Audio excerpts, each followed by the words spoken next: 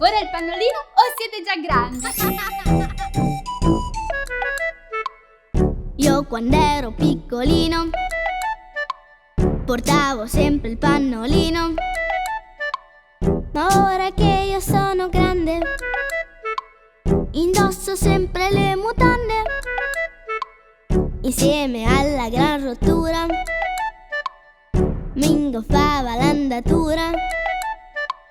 Ora procedo come un re quando corro 1, 2, 3. Ora, ora, adesso, adesso, dimmi dai, adesso che fai? Ora, ora, adesso, adesso, dimmi dai, che progetti hai? Mi sento un tipo interessante, con questo intimo elegante. Vado fiero dei miei slip, senza decori e senza zip. Io posso andare assai lontano, mica ho bisogno di una mano. Che bella questa indipendenza, del pannolino faccio senza. Ora, ora, adesso, adesso, dimmi dai, adesso che fai? Ora, ora, adesso, adesso, dimmi dai, che progetti hai?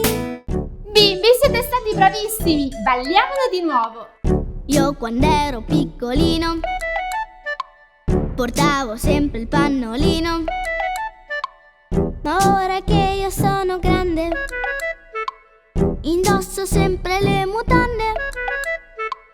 Insieme alla gran rottura mi ingoffava l'andatura.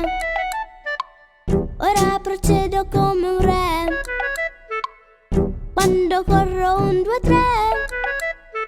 Ora, ora, adesso, adesso, dimmi dai, adesso che fai?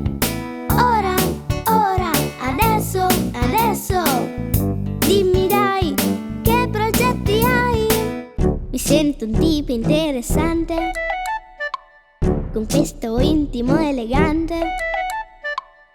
Vado fiero dei miei slip, senza decori e senza zip. Io posso andare assai lontano, mica ho bisogno di una mano. Che bella questa indipendenza, del pannolino faccio senza. Ora, ora, adesso, adesso, dimmi dai, adesso che fai? Ora, ora, adesso, adesso, dimmi dai, che progetti hai? Ciao bimbi! Se ti è piaciuto questo video, continua a seguirci. Iscriviti al canale.